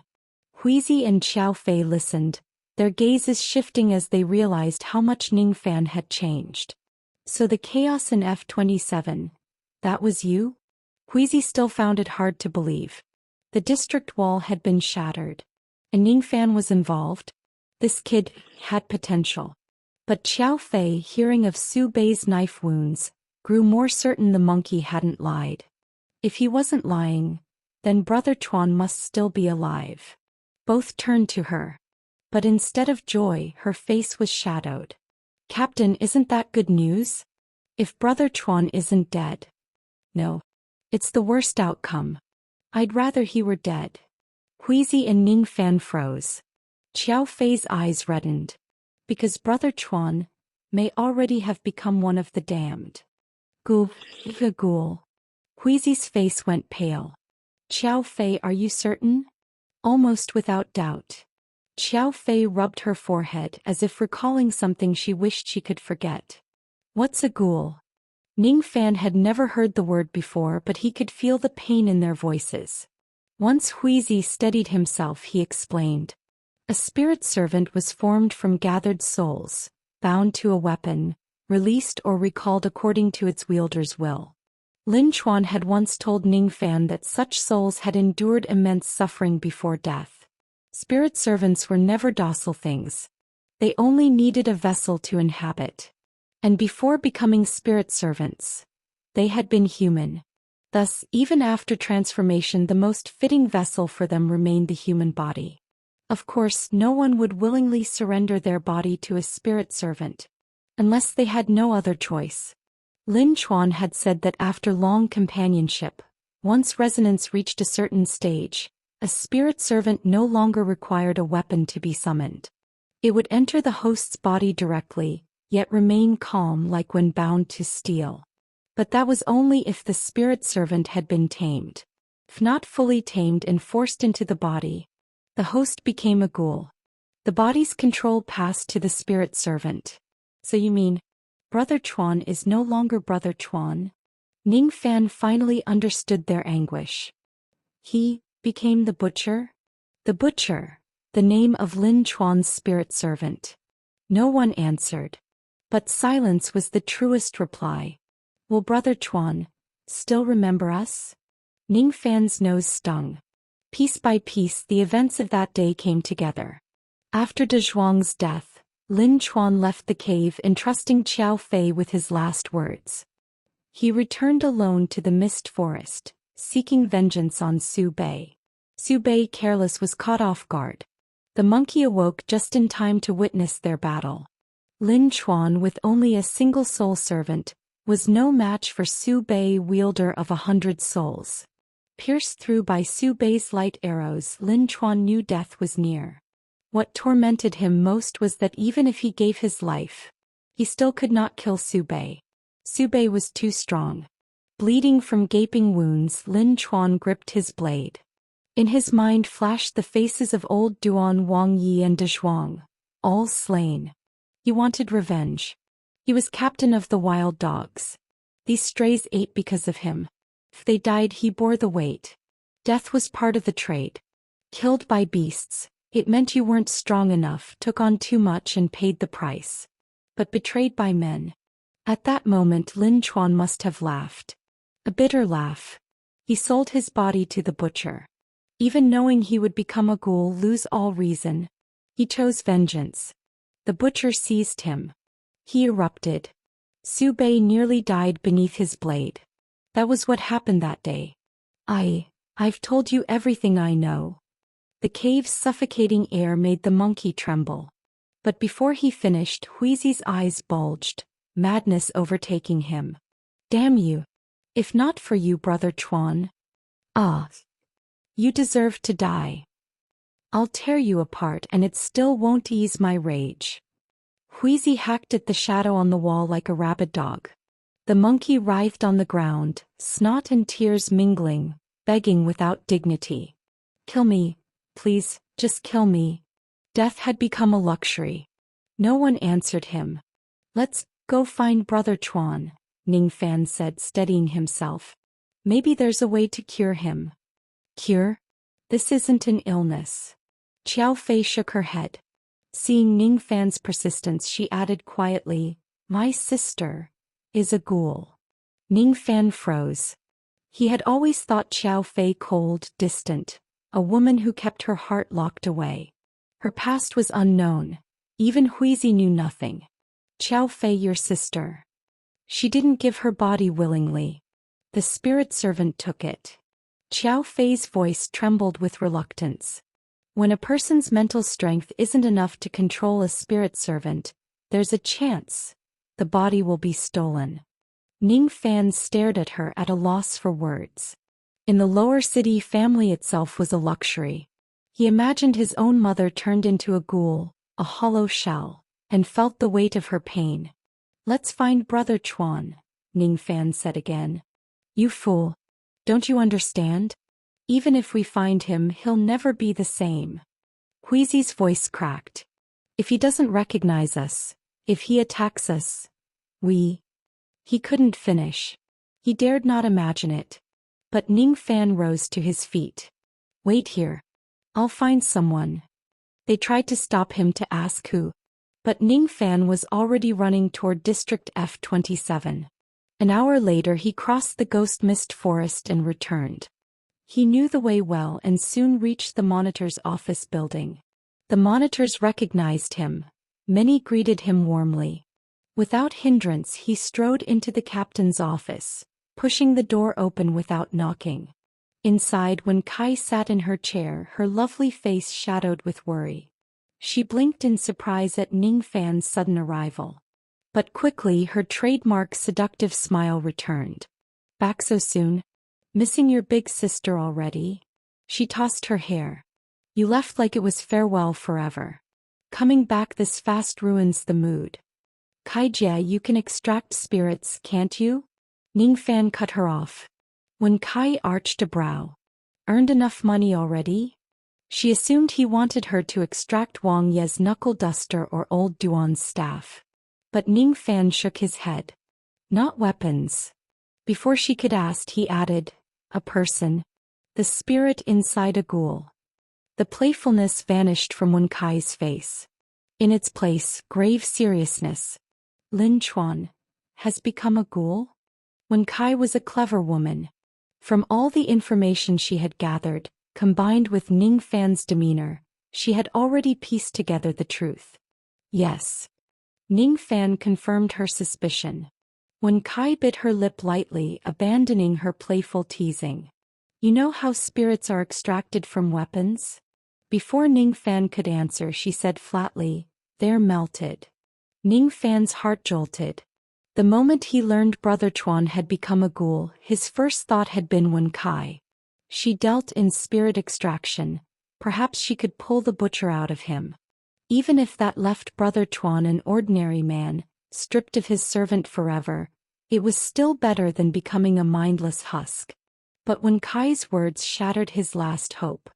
Have you found Lin Chuan? She asked softly, seeing his despair. Ning Fan shook his head. After a pause, his voice rasped, I don't dare. Wen Kai sighed. The wild dogs had no courage to face their captain until they found a way to bring him back. All right then. Go. Ning Fan forced a bitter smile. This time, I really am leaving. Wait. Wen Kai licked her lips, hesitating before speaking slowly. I once heard, there might be a way to suppress a ghoul's spirit. Ning Fan's eyes lit up instantly. What way? I don't know the details. And I can't vouch for its truth, it may well be a lie. She didn't drag it out. In the Tri-Union territory there are 3 commanders. You know that now, don't you? I know. Su Bei's father is one of them. Right. Wen Kai tapped her chin. I've never been there, I know little of it. But I heard one of the commanders commands, a ghoul army. A ghoul army? Yes. She coughed lightly. If he can forge an army from ghouls, doesn't that mean he has a way to control the spirits inside them? What's his name? I think Lin Hai. Her tone grew serious. Ning Fan, I can't guarantee this is true. Don't act rashly until you know. You understand the Tri-Union territory. Su Bei is there. In District F-27 they had trapped Su Bei because it was her domain. The monitors had laid their nets, waiting for him to stumble in. But if Ning Fan went to the Tri-Union territory, he'd be walking into the lion's jaws. Were it not for his devotion to Lin Chuan, Wen Kai would never have told him. All right. Ning Fan nodded gratefully. Don't worry, Kaijia. I won't be reckless. Hope was better than none. And Ning Fan wasn't just placating her. He knew full well how dangerous the Tri-Union was. Even if the rumor proved true, he would prepare thoroughly before going. As he turned to leave, Wen Kai asked softly, when will you come back? Not until I find Brother Chuan. Ning Fan sighed. If there's a chance to save him, we can't leave him wandering alone. Fine. If there's anything I can do, contact me. She opened a drawer, pulled out a phone and handed it to him. Return it when we meet again. Ning Fan froze. It was a field phone, usable even in the wilderness. Don't lose it. It cost over 100,000. Her eyes flashed. He couldn't help but feel moved. I'll come back. No false modesty, this phone was invaluable. All he could do was promise himself that one day when he had money he would repay her double. Go on, get out. When Kai turned away, Ning Fan saw her shoulders tremble slightly. He wanted to say goodbye properly but thought better of it. Goodbye, Kaijia. Bang. The office door closed. Almost instantly Wen Kai turned back, staring at the shut door. Stupid boy. Knows nothing. When Ning Fan returned to the cave, the monkey was gone. Seeing his surprise, Huizi sneered. I found a tree in the ghost mist forest. Nailed him to it. That was the monkey's end. If lucky, he'd bleed out. If not, the beasts of the forest would eat him alive before death claimed him. You ran off in such a hurry, did you find a way? Qiao Fei's usual coldness had faded. If there truly was a way, it meant not only Lin Chuan could be saved, but perhaps her sister too. Ning Fan recounted his talk with Wen Kai. The Tri-Union territory? Huizi's brows furrowed. That place is no easy ground. Though neither had been there, they had heard its reputation. The beasts were terrifying. The people worse. Under the protection of the Tri-Union, monsters dared not attack the territory. But inside, men faced something far more dreadful, the commanders themselves. If a commander was in a foul mood, people died. In the Tri-Union, the commanders were gods. 3 gods. Chaos or order, it was theirs to decide. If that captain's rumor is true, it means we must seek one of them for help. Huizi's brief hope dimmed. Too difficult. Hope is better than none. Ning Fan's voice was firm. I can't abandon Brother Chuan. Just as he never abandoned us. You brat, are you saying I've no loyalty? Huizi bristled. I think he's right. Qiao Fei rose. If there's hope, we must try. Fine, fine. You're noble, I'm the villain. Huizi stamped out the fire. What are you doing? Qiao Fei asked. Joining you, of course. I said it was hard, not impossible. You think I'd back down? But where do we even look for Brother Chuan? Ning Fan faltered. Qiao Fei gazed toward the cave mouth. In District F19, there's a place called the Soul Basin. Her eyes darkened. If Brother Chuan truly has become a ghoul, that's where he'll go. Before they could ask why, she answered. My sister is there. Her voice trembled. Because the Soul Basin is paradise for ghouls. The 3 had already set out. On the road, Ning Fan learned from Qiao Fei why the Soul Basin was called the paradise of ghouls. When spirit servants seized human bodies and turned them into ghouls, they grew ever closer to wandering souls. And the Soul Basin was filled with them. To ghouls, it was like their tribal homeland. Ghouls drawn to souls? Ning Fan frowned. Then their soul rank. It rises, Qiao Fei answered coldly. That's why the Soul Basin has always been a place walkers avoid. A horde of mindless yet powerful ghouls gathered together. Any team that ventured near would struggle to escape intact. My advice, Qiao Fei added, is to find more allies. Ning Fan agreed. Even though he had grasped the essence of Jian Wuchou's sword, he wasn't arrogant enough to think he could handle everything alone. This isn't far from District F21, Huizi suggested. We've got acquaintances there. Maybe they can connect us with a strong team willing to join. Qiao Fei thought for a moment. All right. 2 days of relentless travel brought them close to F21. They hadn't rested once, pressing on day and night. Ning Fan hadn't dreamed of Jian Wuchou again, and still wasn't sure if he could withstand that sword. Along the way they slew many beasts, and Ning Fan's pack grew heavier with spoils. Though Qiao Fei and Huizi looked after him most of the time, the burden of carrying weight fell to him. Huizi's words, consider it strength training. At this pace, 7 or 8 hours more and we'll reach F21, Qiao Fei said after surveying the land. No breaks. If trouble comes, avoid it. Even seasoned walkers like Qiao Fei and Huizi and the battle-tested Ning Fan were reaching their limits after 2 sleepless days of vigilance.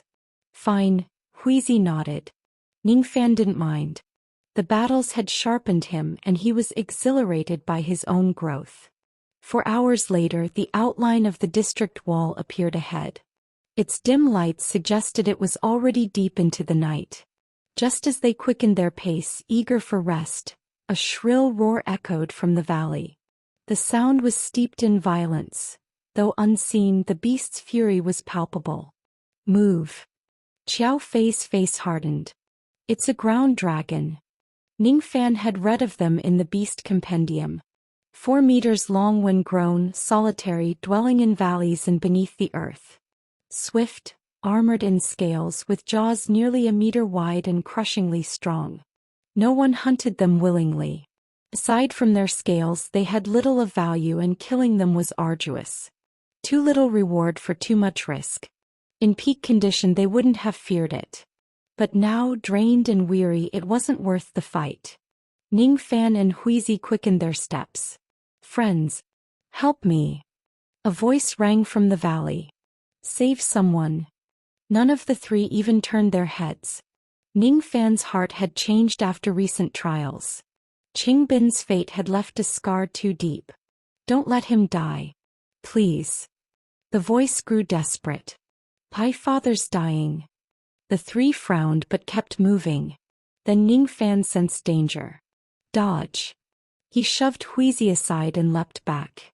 A thunderous crash split the ground before them. Boom. Dust billowed, and when it cleared, a pit nearly 2 meters deep gaped at their feet. On a hill in the valley stood a young man, no older than 20, clutching a massive crossbow nearly a meter long.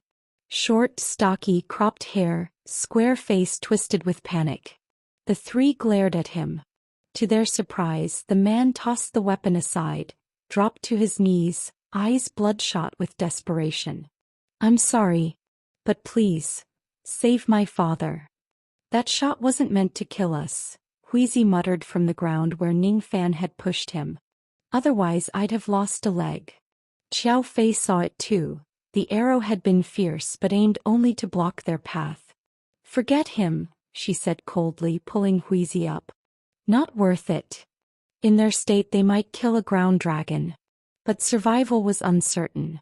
Risking it for a stranger was folly." Ning Fan and Huizi agreed, rising to continue toward the wall. The young man grew frantic. "Please. Don't force me." Huizi glanced back and froze. Qiao Fei frowned. "What are you doing?" "Look at that crossbow." Huizi pointed. "Recognize it?" Qiao Fei studied it closely. Her eyes flickered. "What's your name?" she asked suddenly. The man blinked. "Su Ben." Though confused, he answered honestly. Qiao Fei and Huizi exchanged a look. Huizi stepped forward, face stern. "You're Su Jiang's son?" Su Ben's eyes widened. How do you know my father's name?" "Damn." Huizi cursed under his breath. "You little brat. Grown so much I nearly didn't recognize you." "Uncle Huizi, that's me." Ning Fan understood at once. They had said they had acquaintances in F21. Now it seemed that acquaintance was this boy's dying father. Su Ben was clearly stunned. "Why I'm your Uncle Huizi. Don't recognize me, kid." Huizi swaggered toward the hill. "I used to drink at your house with your father. He got drunk and puked all over me, remember that?" Su Ben scratched his head, embarrassed. "Sorry. I really don't remember. Too many people have been puked on by my dad." Suddenly realization struck him. "Wait, if you know my father, then hurry and help me save him." By now, Qiao Fei had already drawn her tang blade. The acquaintance in District F21 was indeed this foolish boy's father, Su Jiang. Seeing this, Ning Fan gripped his broken sword. "Where is Su Jiang?" Qiao Fei asked. Su Ben hefted his massive crossbow and sprinted toward the valley. "Follow me." The three rushed after him. Not far ahead, in a hollow of the valley, a massive ground dragon roared. The shrill cries they had heard earlier came from this beast. And before it lay a middle-aged man, ragged and unconscious, sprawled as if lifeless. With the power of that arrow, even if you couldn't kill the dragon, you could have driven it off, right? Ning Fan asked, puzzled. Su Ben grimaced.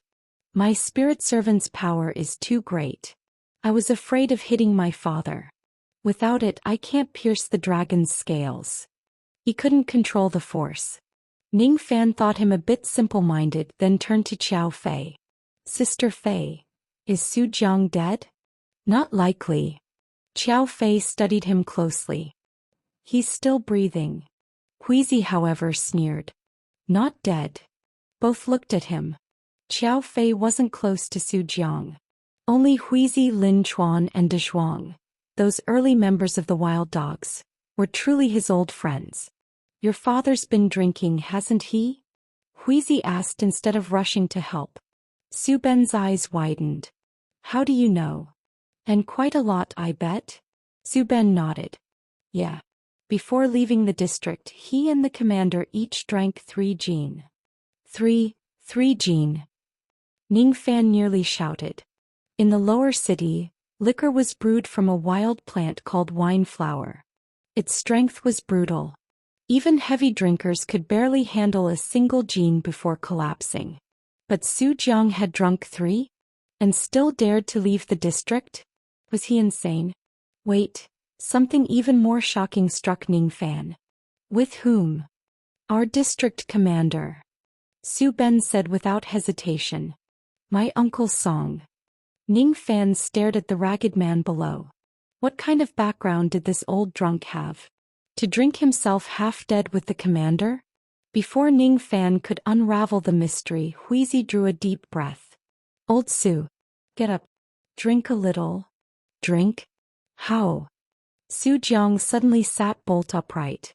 Ning Fan's mouth twitched. Moments ago, the dragon's roar had shaken the valley and Su Jiang hadn't stirred. But at the mention of alcohol, he sprang back to life like a corpse revived. His eyes were bloodshot, his gaze hazy, still lost in a hangover. But when he saw Huizi and the others, his eyes lit up. Damn. Short Huizi. What are you doing here? Huizi. Ning Fan's gaze instinctively dropped downward. Even Qiao Fei's cold face flushed faintly. Huizi's face darkened, veins bulging on his neck. Su Quickshot. Say that again and see what happens. Heh. You really are lacking in hardware and you don't want me to say it. Su Jiang chuckled. Besides, quick or not, at least I've got a son. Doesn't that burn you up?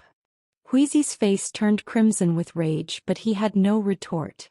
Su Jiang laughed harder at his silence. Then, blinking around in confusion, he asked, Where the hell are we? Dad.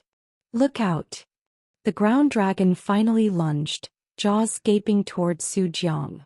Ning Fan and Qiao Fei tensed, weapons ready to charge. But Su Jiang's eyes sharpened. He crouched slightly, then leapt. What the hell are you yelling for? Ning Fan saw it clearly. His arms had swollen, muscles bulging twice their size. Boom. Su Jiang's fist crashed into the dragon's skull. Its head slammed into the earth, tail flipping skyward. Boom. The beast collapsed, belly up, twitching briefly before falling still. One punch. He had killed a ground dragon outright. Ning Fan and Qiao Fei were dumbstruck. Both turned to Su Ben, who exhaled in relief. Brother. With strength like that, did your father even need saving? Ning Fan said sincerely. The way you panicked, I thought the dragon was your father. Su Ben bowed his head apologetically. Sorry, I didn't expect him to sober up so fast. Su Jiang staggered toward them, but after 2 steps leaned against the wall and vomited violently. The sound was worse than the dragon's roar. After 5 or 6 minutes, he wiped his mouth with his sleeve. Son, cut those scales clean. If they're damaged, they'll lose value. Yes, sir. Su Ben scampered to the carcass. Su Jiang strode to Huizi, thumped his chest with a fist. Short Huizi, come drink with me. Go to hell. Huizi snapped. Call me that again and I'll tell your son about all the times you hired women and didn't pay. Tell him. I already did. I said save when you can. Money's hard to earn, shit's hard to eat. Have you no shame? Su Jiang glanced at Qiao Fei, then Ning Fan. Where's Chuan? At that, Huizi's anger vanished, his face darkening. Su Jiang raised a brow. He's dead, isn't he? Shut up. Brother Chuan can't die. Huizi snapped. You damned old bastard, can't you watch your mouth? Su Jiang chuckled. Still drunk. Don't be mad. He hauled Huizi up. Come on back to the district. Let's drink at home. What about your son? He's still working. Let him. As long as he doesn't die, he'll be fine. Without another word, Su Jiang dragged Huizi toward F-21. Behind them, Ning Fan lowered his voice to Qiao Fei. Sister Fei. What's this old Sue's background? I don't know him well. Met him twice. Her brows furrowed. But Brother Chuan said he's not from the lower city. Ning Fan's eyes narrowed. Not from the lower city? Then that meant. I heard Su Jiang was thrown down from the Road of Grace by the upper city, more than 20 years ago. Ning Fan froze where he stood. Watching Su Jiang's staggering figure fade into the distance, he found it hard to believe. Was from the upper city? To most in the lower city, the upper city was impossibly far away. A lifetime might pass without ever seeing one of its people. Those noble lords of the upper city would never tolerate the filth below. Who would willingly crawl into the sewers? Back in District F32, Ning Fan had worked as a sorter on the Road of Grace. During breaks, the old worker sometimes spoke of it, how on rare occasions people were thrown down from above. But living men? That was unheard of. What had Su Jiang done in the upper city to be cast down here? With questions gnawing at him, Ning Fan followed alongside Huizi and Xiao Fei as Su Jiang led them to the district wall. Xiao Zhou, open up. Su Jiang hammered on the gate. The doors swung wide. The guard grinned. Master Su, back from your stroll? Ah. Su Jiang smirked. Didn't feel it when I finished drinking, but once I stepped outside, the wind hit me and the booze surged. Nearly died out there. No way. The guard chuckled. What beast outside F21 would dare eat you? They'd fear the higher-ups. What's that supposed to mean? I'm just a vat of wine dregs. Su Jiang glared. The guard only laughed, ushering Su Jiang and the three companions inside. It was clear Su Jiang held high standing in F21. No surprise. Anyone who could drink shoulder to shoulder with the commander was someone even the guards respected. After winding through alleys, Su Jiang stopped before a crumbling mud house. Creak. The wooden door screeched as it opened. Ning Fan had expected Su Jiang's home to be at least better than his own in F32. But the hovel before him. Drafts whistled through cracks, mud walls crumbled, garbage littered the street, and the stench inside was suffocating. Even ordinary lower city folk would balk at living here. Was this man truly from the upper city? How had he survived like this? Come in, sit wherever. Su Jiang tossed back his blanket and sat on the bed. The three remained standing. Not from politeness but because there was nowhere clean to sit. In the corner lay a fresh puddle of vomit. Su Jiang noticed, scowled. That bastard Song. Can't hold his liquor, pukes in my house. Damn nuisance. Ning Fan caught on quickly. The Song, he cursed. Must be the commander. Old Su, the stench is too much. Let's go somewhere else, Huizi said, wrinkling his nose. I'll treat you. Bullshit. You visit F21 and think you need to pay? Drinking at home's better. Get drunk, sleep right here. At the thought of sleeping in this place, Xiao Fei's eye twitched. Old Su, I really can't stay here, Huizi sighed. You're from the upper city, aren't you? How can you live like this? I swear you were thrown down for being too filthy. Su Jiang snorted. The upper city isn't necessarily cleaner. Enough. Huizi dragged him out. Please. Grumbling, Su Jiang let himself be pulled, locking the door behind him. Fine, let's go east to that restaurant with proper dishes. Su Jiang feigned reluctance. Huizi, you're too polite. Insist on treating me, I can't stop you. Huizi's jaw clenched. Through gritted teeth he muttered, You're bleeding me dry. 20 minutes later, the four sat in a restaurant. Huizi wasn't about to let Su Jiang bankrupt him. But even here, with modest orders, the bill would run over 1,000 salas. And Su Jiang? A man who skipped out on paying women. No one expected him to pick up the tab. Seriously, Huizi, where's Chuan? Before the food arrived, Su Jiang had already downed 2 cups, his eyelids drooping. And De Zhuang? Last time I saw him was 3 years ago, wasn't it? The table grew heavy with silence. Huizi drained a cup. De Zhuang's gone. Su Jiang narrowed his eyes, showing little surprise. How? Betrayed. For money. What else? Who did it? A man named Su Bei. Want my help? Sure. If you'll fight, all the better. Where is he? The Tri-Union territory. His father is Su Wanjun, one of the Tri-Union commanders. Should we go in a few days? Huizi's eyes gleamed, but Su Jiang shook his head. I thought about it. Doesn't feel right. You wild dogs should avenge yourselves. If I step in, it cheapens it. Huizi snorted, unsurprised. Fine. Drink. Drink, yes. They clashed cups again. Finally, Su Jiang turned to Qiao Fei and Ning Fan. This girl, I remember her, came with you and Chuan before. He pointed at Ning Fan. And this kid, still wet behind the ears. Child labor. Ning Fan bristled. My name's Ning Fan. I just joined the wild dogs. Chuan's trouble happened recently? Su Jiang asked Huizi. Huizi nodded. Su Jiang eyed Ning Fan. Then you're unlucky, boy. Brother Hui, why'd you call him Su Quickshot? Ning Fan shot back, unwilling to be insulted. Huizi laughed, pointing at Su Jiang. This old bastard. 1 minute. Ning Fan's eyes widened. Huizi added, 3 times. Impressive. Ning Fan gave Su Jiang a thumbs up. Su Jiang flushed, embarrassed, poured Ning Fan a drink. Kid, can you handle it? Bring it on. Ning Fan couldn't back down. He drained the fiery liquor in 1 gulp.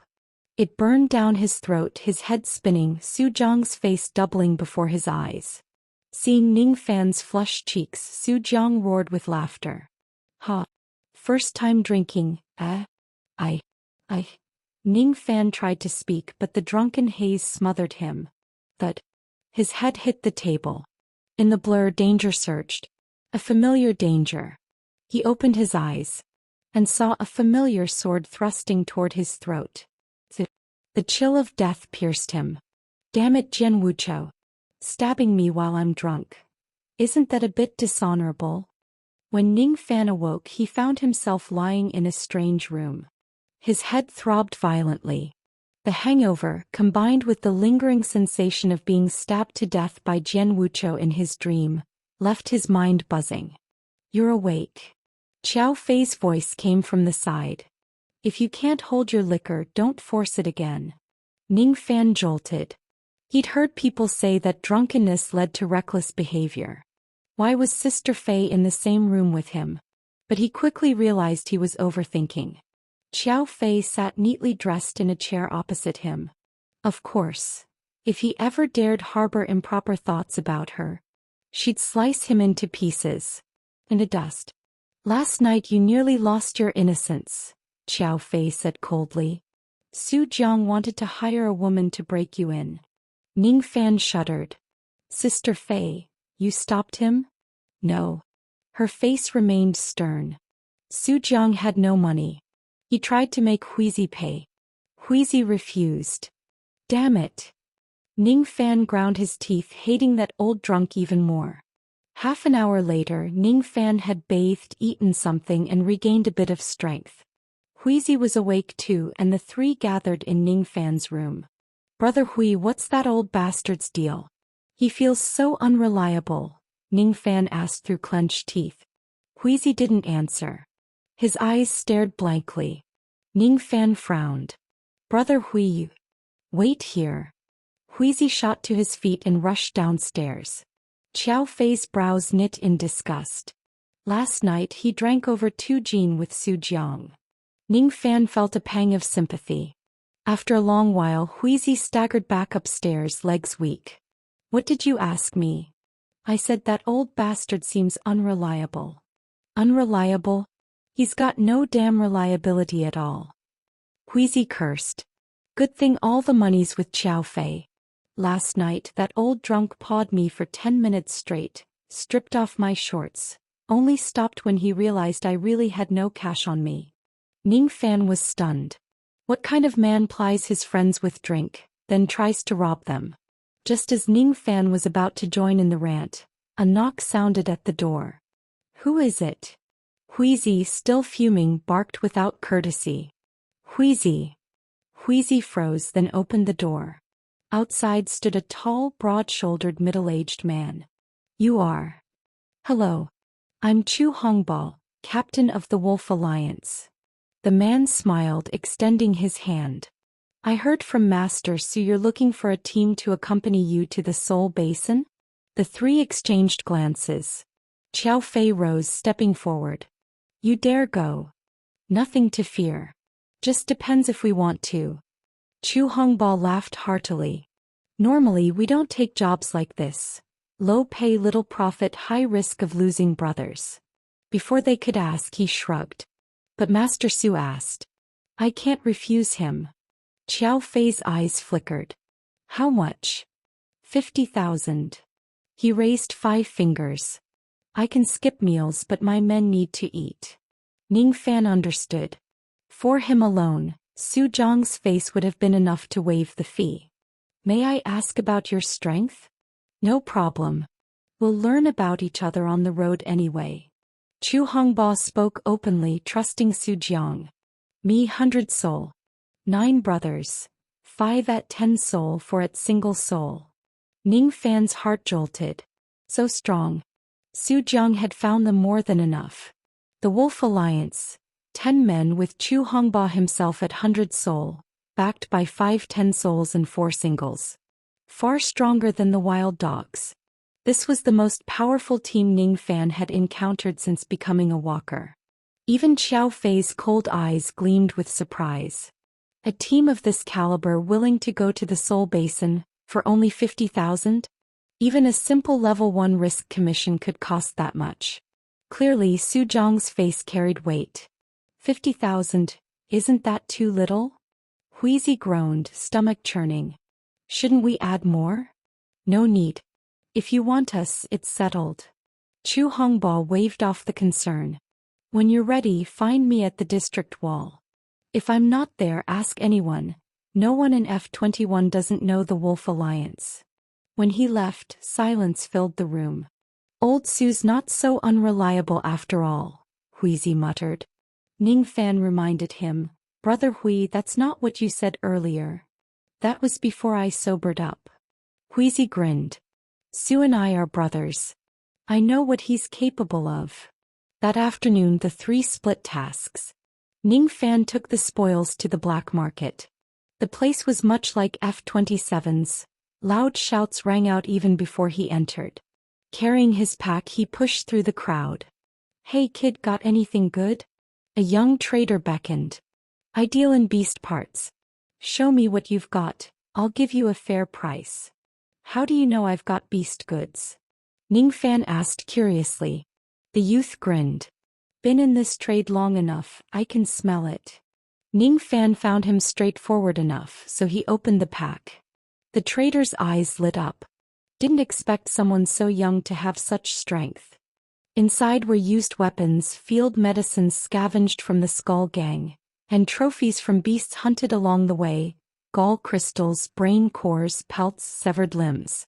4 seasoned walkers, knowing what parts held value was basic skill. No one could carry everything from a beast, only the profitable pieces were taken. Ning Fan's haul was worth plenty. These medicines I'll keep. The rest, pick what you want. He set aside the supplies, they'd need them later. All right. The trader sorted through, then paused at a still beating heart. A red tiger's heart? That's rare. Fresh. Killed yesterday. Ning Fan knew it was the most valuable item. 20,000. The trader showed little reaction, simply placed the heart back in the pack. Ning Fan frowned. That was market price. Even if he thought it steep, the man should have bargained. He and Qiao Fei had agreed. The lowest they'd accept was 18,000. There was room to haggle. But Ning Fan didn't notice the subtle glance the trader cast toward someone behind him. Brother, 20,000 is a bit steep. The young trader frowned at the red tiger's heart in Ning Fan's pack, torn between desire and reluctance. Ning Fan knew he was angling for a bargain. Near District F21, lone red tigers are rare. A fresh heart like this, 20,000 isn't expensive. He reached to put the heart away. Otherwise, I'll try another stall. The youth didn't stop him. But just then someone bumped Ning Fan from behind. Sorry, brother. Too crowded. Ning Fan turned. A man smiled apologetically. It's fine, Ning Fan said. In a market like this, packed shoulder to shoulder, accidents were normal. When he turned back, the trader's frown had deepened. Brother, if the heart were fresh, 20,000 would be fair. But this one, it's at least a week old. Too poor in quality. Ning Fan froze. A week. The heart was still beating. Impossible. Then he realized. The heart in his pack had changed. Moments ago, it had been bright crimson, pulsing with life. Now it was dull brown. This wasn't his heart. Brother, maybe try another stall. With quality like this, I can't sell it. But if you can't move it, I'll give you 500 salas. Just a gamble, even if I lose money. Consider it friendship. Ning Fan sneered inwardly. Only a minute ago the heart had been fresh. Now it was spoiled. Clearly it had been switched, when that man bumped him. A practice trick. My red tiger's heart. Where is it? Ning Fan's face hardened. Isn't it right there? The youth feigned innocence, pointing at the pack. Ning Fan placed the brown heart on the stall. Return mine. Brother, what are you saying? You brought it, what should I return? By now others had gathered. What's wrong, Liangzi? A burly man asked. Trouble. It's fine, Lu. Liangzi waved him off, smiling smugly at Ning Fan. Brother, don't make a scene. You're young, I'll let it slide. Clearly they were all in league. But Ning Fan showed no fear. So you won't return it? Kid, what do you want? Lu shoved Ning Fan's shoulder. Looking for trouble? Liangzi smirked, chin raised, daring him. Ning Fan said nothing. Then in a flash he drew his broken sword, thrusting straight at Lu's chest. Lu flinched, quick enough to dodge aside. The blade tore across his chest, leaving a 30-centimeter gash. Blood hissed from the wound. Everyone froze. No one expected the boy to strike without hesitation. Lu's heart pounded. Had he not moved, that sword would have pierced his heart. This kid insane? Before anyone could react, Ning Fan's blade pressed against Liangzi's throat. Return the heart. His voice was cold. Or I'll take 7 days in confinement. Inside the district, killing meant 7 days locked away. If they didn't return it, he'd kill them anyway. Liangzi understood. Brother, he faltered. The blade nicked his neck, blood trickling down. A warning. I'm not stupid, Ning Fan whispered. Don't be either. Liangzi stared at him, then finally signaled Lu. Lu scowled but ran off. 2 minutes later he returned, holding a heart still beating. Ning Fan narrowed his eyes. They were skilled. In mere moments they'd hidden the real heart. He took it back, sheathing his sword. Doing business like this, you've ruined yourselves. District F21's black market has no rules. In F27 the traders had been disciplined, perhaps thanks to Wen Kai's influence. But here, chaos. As Ning Fan packed up, ready to leave, Liangzi stepped forward. 7 or 8 men closed in, faces hostile. Ning Fan arched a brow. Kid, you got your heart back. No problem now, right? Liangzi growled, clutching his wounded neck. But what about me and my brother's injuries? Ning Fan scanned the crowd. Still not finished? Of course not. Liangzi raised 5 fingers. 50,000 salas and it's settled. Failed to cheat, now you rob? Ning Fan laughed coldly. No more talk. Without paying you won't leave this street. Lu regained his swagger. Numbers gave them courage. Already forgotten the pain? Ning Fan dropped his pack, drew his sword again. Outside you might have skill. But inside the district, you dare fight. Liangzi sneered. So many of us. You think we can't handle you? Inside the district, spirit servants were forbidden. Ning Fan chuckled. Forgot to ask Brother Hui. If killing one means 7 days confinement, does killing more Stack? The crowd laughed. Ning Fan laughed too, because he remembered his advantage. Jian Wuchou.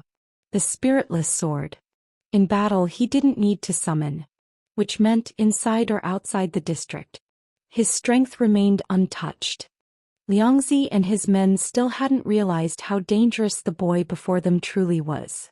Just as they were about to sneer again, Ning Fan's sword flashed. The nearest thug still wore a mocking grin, until the next instant when it froze on his face.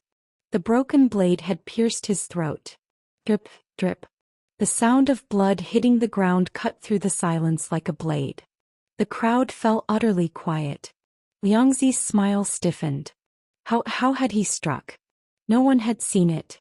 Ning Fan pressed a hand against the dying man's head and shoved. The sword slid free. A spray of blood missed. The body collapsed, pooling crimson beneath it. Injuries cost 50,000. How much for a corpse? Ning Fan lifted his gaze to Liangzi.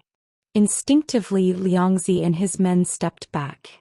Not from cowardice, but because none of them had even seen him move. That meant the gap between them was vast. Without a spirit servant, this boy was terrifying. Ning Fan stepped forward. Splash. His boot struck the blood, scattering droplets. You dare kill? Liangzi stammered. Ning Fan pointed at the corpse. Isn't it obvious? The crowd shrank back, leaving a vacuum around him. Then a deep voice cut through the air. Make way. The people parted. A uniformed middle-aged man strode in, face grim. His brows furrowed at the sight of the body. Who did this? Him. Liangzi shouted, pointing at Ning Fan. Everyone saw it. We're all witnesses. The officer asked, executioner's case or monitors? I don't know, Liangzi faltered. If a killing was done without a spirit servant, it fell to the executioners. With a servant, it was the monitor's domain. The two never crossed lines. But Liangzi couldn't tell if Ning Fan had used one. Not from this district? The officer stepped up to Ning Fan. You'll come with me. He reached to seize the broken sword. Ning Fan lifted his arm, slipping away. What do you want to spar? The man narrowed his eyes. Kill someone inside the district, it's 7 days confinement. But resist an executioner, that's far worse. You came at the perfect time, Ning Fan said with a smile. Not earlier, not later, right after I killed someone. F-21's law enforcement is impressive. The officer's face darkened. What's that supposed to mean? Nothing. Ning Fan gestured at the corpse. If I hadn't struck, I'd be the one lying there. The officer lunged again. Save your words for later. You're coming. Go with you. And lose my chance to speak. Ning Fan dodged once more. No. We talk here. Damn you. The officer snarled, pulling a strange gun from his back. He leveled it at Ning Fan. Think carefully. You're resisting arrest. I can kill you outright. I'd advise you to think carefully too. Ning Fan's voice was soft, deadly. My sword is faster than your gun. The crowd buzzed with excitement. It had been years since anyone dared defy an executioner. This boy had guts. The old hands of the black market knew well. The executioner was in league with Liangzi's gang. If Ning Fan went with him, 7 days confinement would be enough for them to strip him bare. It happened often. I'll kill you right now. Crack. A black flash. The officer's gun split cleanly in two. The cut was smooth as glass. I told you. My sword is faster. You bastard. Try again. Show me another way to make me follow you. Ning Fan held the broken blade steady. If not, then let's make this loud enough to summon every executioner and monitor in F-21. That was why Ning Fan dared strike. He refused to believe the entire district was corrupt. He admitted the killing. 7 days confinement. Fine. But he would not walk into their trap. The officer was trapped himself, unable to drag Ning Fan away. The boy's sword was indeed faster. As the standoff stretched, a bizarre sight appeared at the edge of the crowd. A man squeezed forward, carrying a pack several times larger than his body. The pack towered over 3 meters high, heavy enough to shake the ground when it shifted. Yet the man's face was cheerful, his steps light. When his eyes found Ning Fan, they lit up. "Ah, brother, it's you." Ning Fan blinked in surprise. It was none other than Su Jiang's son, Su Ben. "Whoa, someone died," Su Ben exclaimed, staring at the corpse. Ning Fan couldn't help but smile wryly at his simple look. "What are you carrying?" "Dragon scales." Su Ben dropped the pack. Boom. The thud proved its immense weight. Ning Fan realized instantly. "You mean, you've been working on this since yesterday?" "Of course." Su Ben grinned. "My dad said they're precious. Even a scratch lowers the price. So I had to peel them one by one." Ning Fan was stunned. Su Jiang truly was a character, leaving his son to toil all night in the valley while he drank till dawn. And Su Ben, obedient enough to actually do it. "Brother, wait a sec." Su Ben, oblivious to the tension, waved at Liangzi. "Xiaoliang, come here." Yes." Liangzi's face twisted, but he scurried over. Su Ben pointed at the pack. "My dad said you agreed on 500 salas per scale. There are 230 here. Do the math." Liangzi froze, then forced a smile. "Big Ben. I agreed with Master Su on 50 per scale." "I don't care. My dad said 500. Su Ben frowned. "If you don't like it, talk to him. If I bring back less, he'll beat me, not you." Liangzi's face contorted. Clearly he didn't dare face Su Jiang. "Hurry up. I worked all night, I'm exhausted. Pay me so I can sleep." Su Ben snapped. To Ning Fan's surprise, the once arrogant Liangzi actually started counting on his fingers. 11,500, right? Wait here, I'll have it sent over. All right, hurry it up. Su Ben urged again, then turned back to Ning Fan with a grin. "What were you saying just now?" I asked. "You really spent the whole night in the valley peeling scales?" "Of course." Su Ben nodded. "It was exhausting." Ning Fan swallowed hard. Su Jiang truly knew how to train his son. Just as the two were about to chat more, the executioner nearby suddenly grew uneasy. "Big Ben, you two know each other?" "Oh, old he." Su Ben finally recognized him. "What are you doing here?" Old he licked his lips, pointing at Ning Fan. "He killed someone." Su Ben glanced at the corpse, then looked back at Ning Fan. "You did this?" "Yeah." Ning Fan nodded. "Why?" Su Ben asked curiously.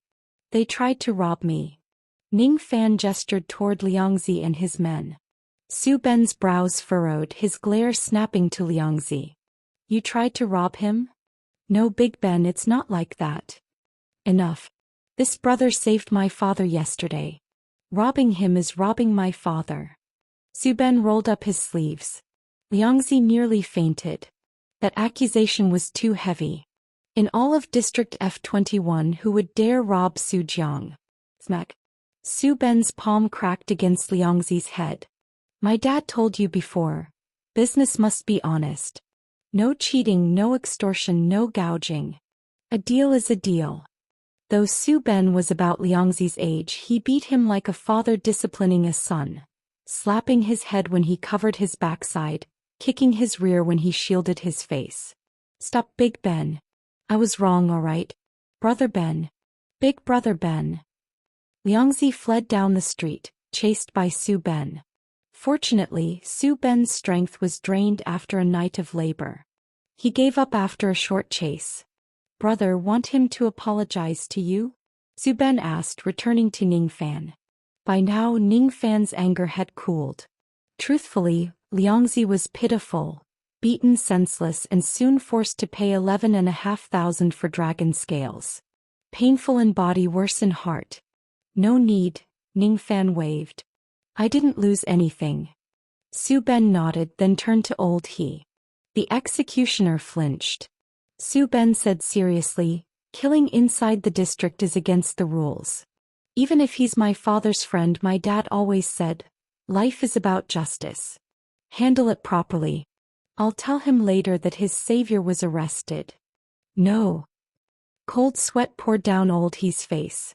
It's not his fault. It's Liangzi's gang breaking the rules. They deserved it. Really deserved it? Absolutely. Old He's voice was firm. Good. Su Ben slung an arm around Ning Fan's shoulder. Brother, Old He says they deserved it. Then they did. Nothing to do with us.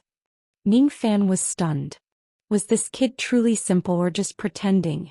He had spent all night peeling scales like a fool.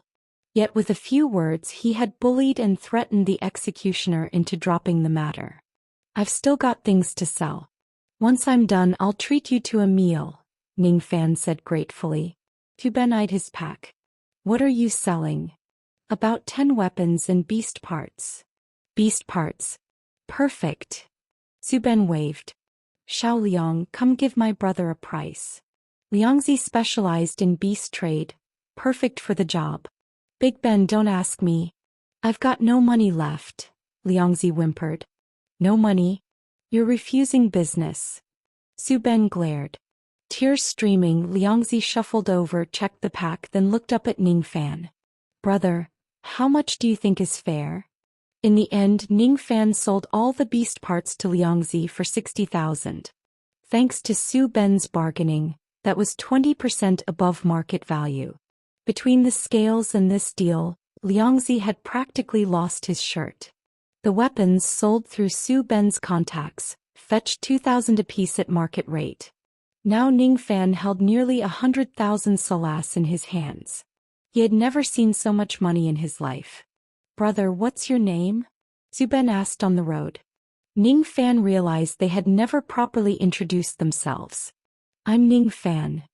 I'm Su Ben. I know. Ning Fan still couldn't figure him out. He seemed simple yet sometimes sly. How was drinking with my dad yesterday? Tu Ben asked. I had one sip and passed out, Ning Fan admitted sheepishly. Then you're hopeless. Su Ben scoffed. You need practice. Uncle Song was the same. My dad drank him under the table for 3 years straight until he toughened up. Ning Fan's lips twitched. The commander of F-21, trained by Su Zhang's drinking? Boy worked. Su Ben, the black market fears your father. Even executioners don't dare cross him.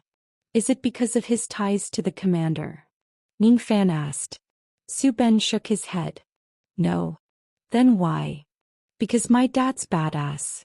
Tu Ben said proudly. Ning Fan sighed. Getting real answers about Su Jiang from his son was hopeless. Wait.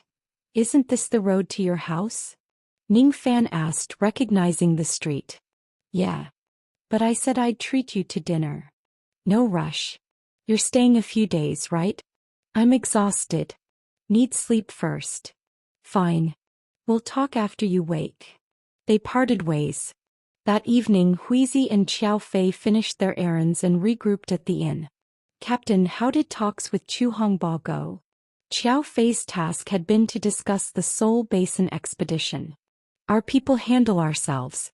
The Wolf Alliance will command. If there's disagreement, we follow him. Neither was surprised. The Wolf Alliance's strength was undeniable. Even Lin Chuan wouldn't contest their authority. And with Su Jiang backing them, trust was assured, vital in joint operations. Also, Chu Hongbo said the Seoul Basin isn't close. We'll need vehicles. He wants us to provide them. Huizi nodded. All right. 3 cars should do. I checked today. Decent ones cost about 8,000 each. He turned to Ning Fan. Kid, how much did you make selling those spoils? 82,000. Ning Fan grinned. Both froze. Qiao Fei studied him for a long moment, then sighed. Maybe you should stay here and trade. Let us find Brother Chuan. Would you like me to continue polishing the next chapter so it flows seamlessly like a professional fantasy novel? No wonder the two were surprised. They had already calculated the value of those goods. At most 60,000, certainly not more than 70. Yet Ning Fan had sold them for 82,000. In trade, that margin was no small feat, and they feared they might have underestimated him. Ning Fan, embarrassed, explained the whole story, and only then did they understand. So now we owe not only old Su a favor but young Su as well, Huizi said with a bitter smile. Without Su Ben's help, Ning Fan wouldn't have earned 82,000. He might have been cheated instead. Fine. A debt is a debt. We'll repay it when we can. Huizi shifted the topic. Ning Fan has over 80,000, Captain, you've got 40. With this much, should I buy more medicine? Buy it, Qiao Fei agreed. The Soul Basin was unpredictable. With money in hand, it was better to spend it on preparation. As long as they lived, they could earn more. The three quickly tallied their accounts. 50,000 for the Wolf Alliance, 18,000 for vehicles, over 20,000 for medicine plus food for the road. 100,000 should suffice. Damn. Money's hard to earn but easy to spend, Huizi sighed. Yet none of them felt regret. It was all for Brother Chuan. All right, rest early. Take these days to recover. Tomorrow we'll split up and gather information about the Soul Basin. The more we know, the safer we'll be. Just as Qiao Fei and Huizi were about to leave, the door swung open. Su Jiang staggered in, clutching a wine bottle. Why didn't you come find me today? The three froze. Su Jiang dropped into a chair, grinning at Huizi. Recovered yet? Huizi grimaced. Honestly, even talking still makes me gag. Perfect. Drink more, it'll clear you out. Su Jiang plunked the bottle on the table. Huizi had no choice. The man had helped them so much. How could he refuse a drink? Oh right. Su Jiang slapped his forehead. You're heading to that basin, aren't you? The Soul Basin. You asked 5 times yesterday, Qiao Fei muttered. Really? I was drunk, forgot. Su Jiang laughed. Girl, since you and the boy don't drink, go meet someone. He's interested in that basin too. Who? Ning Fan asked curiously. Su Jiang pointed outside. Downstairs. Just tell him you're old Su's friends. Qiao Fei and Ning Fan exchanged a glance. All right. They went down. In the room, Huizi asked, Old Su, who is it? Song Kai. Su Jiang bit open the bottle cap and handed it to Huizi. A buddy. Outside a car waited. Your old Su's friends? A head poked from the back seat. The man looked about 40, gentle and refined. Yes. And you are? My surname's Song. Call me brother if you like, or old Song. He opened the door. Get in, we'll talk. Though he hadn't introduced himself, they already knew. The commander of District F-21. On the road, Song Kai carried no airs, chatting casually. When he learned they were from F-32, unable to return due to some trouble, he laughed warmly. No matter. You can live just as well in F-21. Half an hour later, the car stopped before a 3-story building. They followed him upstairs into an office. Song Kai offered them cigarettes. Smoke? Not the best, but decent. They declined. Commander Song, Ning Fan began, Old Su said you wanted to see us about the Soul Basin? Song Kai nodded, lighting a cigarette. He exhaled slowly, his face darkening. If possible, I'd like to ask you to find someone for me. Qiao Fei's brows rose. A ghoul. Yes. Song Kai's eyes clouded as if the word itself pained him. He sat heavily, head bowed, gaze dim. After a long silence he spoke. Pai Sun. Both Ning Fan and Qiao Fei stiffened. Especially Qiao Fei, she knew too well the agony of kin turned ghoul. You're certain he's in the Soul Basin? Not certain. Song Kai gave a bitter smile. But isn't it called the Paradise of Ghouls? Perhaps he's there. Ning Fan noticed his reddened eyes, the trembling of his fingers around the cigarette. This was a father's helplessness. Even as commander of F-21, the highest authority in the district, he could not reclaim his son. All right. Moved by empathy, Qiao Fei nodded. And when we find him? Song Kai said nothing. Kill him, she pressed. His body shuddered. The cigarette fell, burning a hole in his trousers, the smell of scorched flesh rising. Yet he didn't notice. Then we'll all be free. He lifted his head, forcing composure before the younger ones. The room fell into heavy silence. After a pause, Ningfan spoke softly. Brother Song, perhaps ghouls can be restored. Song Kai's eyes snapped to him. Old Su didn't tell you? Ningfan asked. Song Kai shook his head. Old Su had only said a reliable group was heading to the Soul Basin. Ningfan frowned. They had told Su Jiang already. Had he forgotten in his drunken haze? You can restore my son? Song Kai asked, voice trembling with hope. Qiao Fei considered. Not certain. Only, possible. Song Kai no longer cared. His whole body shook, but his eyes blazed with desperate hope. Whether it works or not, we must try. He leaned forward, pleading despite his rank. Can you tell me the method? Since he was Su Jiang's friend, they treated him as one of their own. Qiao Fei explained briefly what Ningfan had learned. Song Kai's brows furrowed deeper. So, we need Lin Hai of the Tri-Union? Yes. Ningfan sighed. But how to reach him and convince him to help, we haven't figured out. Song Kai brushed the ash from his trousers. His gaze hardened. If you can bring my son back, Lin Hai, I'll find a way. Would you like me to continue polishing the next chapter so it flows seamlessly like a professional fantasy novel?